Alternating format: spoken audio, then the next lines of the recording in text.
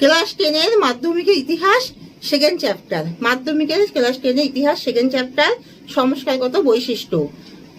তোমরা সবাই like and সাবস্ক্রাইবটা দিয়ে দাও, আর সবাই মন দিয়ে শোনো আর লেখো।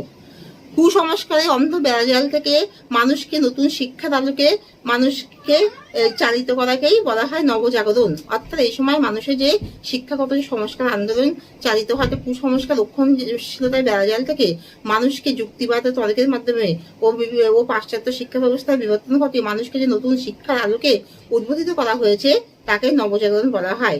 আর বিপ্লব হলো রাজনৈতিক, সামাজিক, আর্থিক দিক থেকে যে আমূল পরিবর্তন ও তার প্রতিরোধকে বিপ্লব বলা হয়।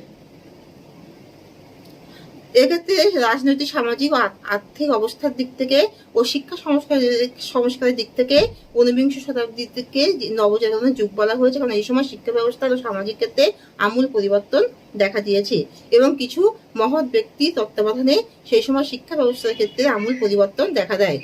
বেতুন সাহেব তিনি মেয়েদের জন্য বিদ্যালয় স্থাপিত করেছিল, মেয়েদের জন্য বেতুন কলেজ স্থাপিত করেছিল। বেতুন সাহেব মেয়েদের শিক্ষা বিস্তারের ব্যাপারে ও অন্ধ কুসংস্কার বেড়াজাল থেকে নারী সমাজকে স্বাধীনভাবে আলোকের পথ দেখানোর জন্য, শিক্ষার আলোকে উদ্ভাসিত করার জন্য তিনি বেতুন স্কুল ও বেতুন কলেজের প্রতিষ্ঠা করেন। দেবী ফেয়ারও তিনি স্কুল ও কলেজের প্রতিষ্ঠা করেছিলেন ও শিক্ষার ক্ষেত্রে শিক্ষা ব্যবস্থায় যথেষ্ট পরিবর্তন ঘটিয়ে তিনি শিক্ষা ব্যবস্থাতে মেয়েদের এই শিক্ষার যথেষ্ট সুযোগ সুবিধা দানের ক্ষেত্রে অগ্রসর ভূমিকা গ্রহণ করেছিলেন।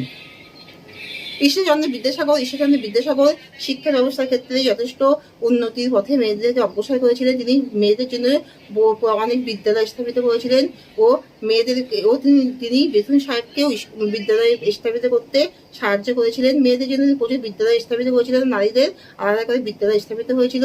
তাছাড়া তিনি সমাজ সংস্কারের ক্ষেত্রে গুরুত্বপূর্ণ ভূমিকা গ্রহণ করেছিলেন।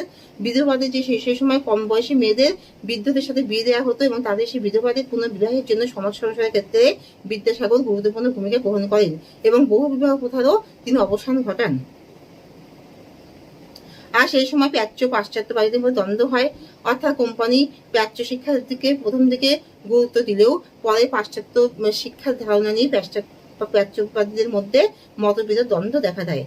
প্রাচ্যবাদীদের মতে ভারতীয় ঐতিহ্যই মহান এবং ভারতীয় ভাষা ও সংস্কৃতিতে ভারতীয় ভাষায় শিক্ষা দেওয়াকে তারা গুরুত্ব দিয়েছে। এই নিয়ে একটি দ্বন্দ্বের সৃষ্টি হয়। আর ডিরোজিও ইয়ং বেঙ্গল প্রতিষ্ঠা করেন। ডিরোজিও নব যে তরুণদের নিয়ে যে ইয়ং বেঙ্গল প্রতিষ্ঠিত হয়, তার ধারণা হয়েছিল যে হিন্দু ধর্মের যাতে কোনো রকমের হস্তক্ষেপ না করা হয় এবং পাশ্চাত্য শিক্ষা ব্যবস্থায় উন্নতি ঘটিয়ে